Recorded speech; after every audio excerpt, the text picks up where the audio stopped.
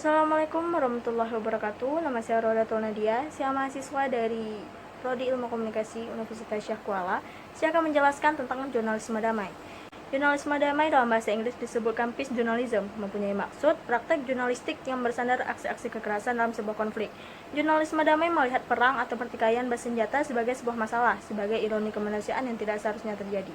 Dalam konteks ini, jurnalisme damai pada dasarnya adalah seruan kepada semua pihak untuk memikirkan bahaya yang ditimbulkan oleh suatu konflik. Karakteristik serta tujuan jurnalisme damai. Berikut ini ada beberapa karakteristik jurnalisme damai, yaitu yang pertama, jurnalisme damai melihat perang sebagai sebuah masalah. Yang kedua, jurnalisme damai melihat perang sebagai ironi yang tidak seharusnya terjadi.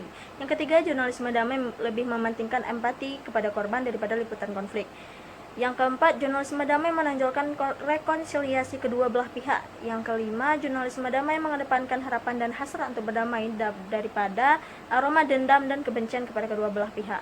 Yang keenam, jurnalisme damai memberikan konflik apa adanya dan memberikan porsi yang sama kepada semua pihak atau versi yang muncul dalam wacana konflik. Yang ketujuh, jurnalisme damai mengungkapkan ketidakbenaran kedua belah pihak dan menghindari keberpihakan. Dan yang terakhir, jika perlu, jurnalisme damai menyebutkan nama pelaku kejahatan di kedua belah pihak, guna mengungkapkan ketidakbenaran atau kebohongan masing-masing pihak. Selanjutnya, ada tujuan jurnalisme damai. Tujuan utama jurnalisme damai adalah memetakan konflik, mengidentifikasi pihak-pihak yang terlibat, dan menganalisis tujuan-tujuan mereka. Pendekatan jurnalisme damai adalah memberikan jalan baru bagi pihak-pihak yang bertikai untuk menyelesaikan konflik secara kreatif dan tidak memakai jalan kekerasan. Tujuan eksplisit jurnalisme damai adalah untuk mempromosikan prakarsa perdamaian dari kubu manapun, dan untuk memungkinkan pembaca membedakan antara posisi-posisi yang dinyatakan oleh para pihak tersebut dan tujuan-tujuan mereka sebenarnya. Jurnalisme damai merupakan tanggapan terhadap jurnalisme kekerasan dan liputan perang yang biasa. Pendekatan tradisional ini umumnya menekankan pada konflik yang sedang berlangsung, seraya mengabaikan sebab-sebab dan hasil-hasilnya. Pendekatan serupa juga bisa ditemukan pada jurnalisme preventif, yang memperluas prinsip-prinsip semacam itu pada permasalahan ekonomi, lingkungan, dan kelembagaan. Selanjutnya ada penggunaan bahasa dalam pemberitaan jurnalisme damai untuk mengurangi konflik antara kedua belah pihak yang bertikai.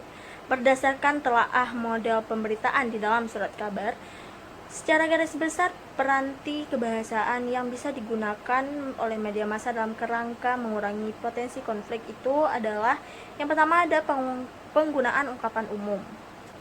Dalam kasus tertentu berkait dengan SARA, surat kabar bisa menyampaikan informasi dengan mengubah dari khusus untuk umum, atau dengan kata lain, wartawan bisa menggunakan perangkat bahasa yang berkait dengan hubungan makna umum dan khusus sebagaimana dikenal dengan hiponim menurut Kristal.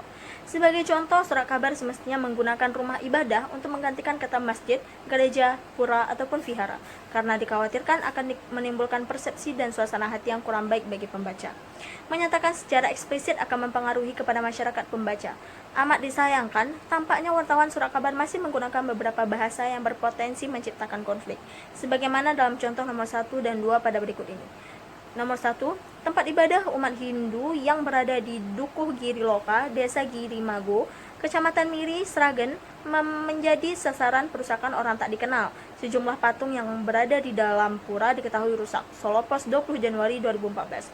Yang kedua, peristiwa bermula kala ada sekelompok warga yang meminta pemerintah daerah menertibkan tempat ibadah gereja di wilayah Singkil, karena sesuai kesepakatan pada tahun 1979, seharusnya hanya 5, tapi saat ini berjumlah 24. Solo Pos 15 Oktober 2015. Pada contoh model pemberitaan di atas, meskipun masyarakat sudah tahu peristiwanya, sebaiknya wartawan hanya menyampaikan istilah yang lebih umum saja, yakni rumah ibadah. Wartawan tidak perlu menyampaikan secara mendetail berkait jenis rumah ibadah yang dimaksud.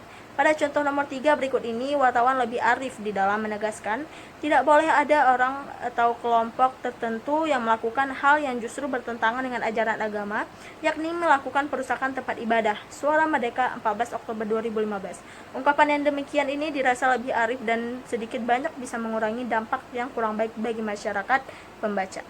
Konsep jurnalisme damai menurut Johan Galtung. Pendekatan jurnalisme damai pertama kali dicetuskan oleh Johan Galtung, seorang profesor studi perdamaian yang merasa miris dengan kebiasaan media dalam memberitakan mengenai konflik. Kecenderungan penulisan pemberitaan mengenai konflik seperti inilah yang kemudian memunculkan pendekatan baru penulisan berita konflik yang disebut dengan jurnalisme damai. Liputan dengan pendekatan jurnalisme damai ini diharapkan bisa berperan juga dalam usaha perdamaian dan rekonsiliasi dalam konflik, dengan membuka mata dan hati kedua belah pihak yang bertikai bahwa sesungguhnya tidak ada yang bertikai, bahwa sesungguhnya tidak ada yang diuntungkan dengan konflik tersebut, dan kemudian memahaminya dengan cara yang lebih kreatif. Menurut Johan Galtung, media yang lebih mengedepankan masyarakat korban konflik daripada mengangkat perang antara pihak yang bertikai inilah yang disebut sebagai praktik jurnalisme.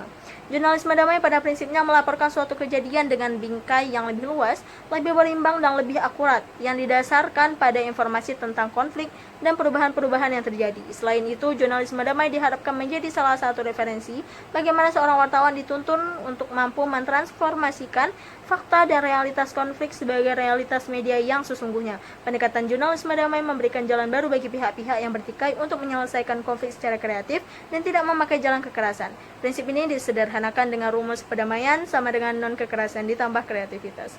Sekian penjelasan yang dapat saya sampaikan. Terima kasih atas perhatiannya.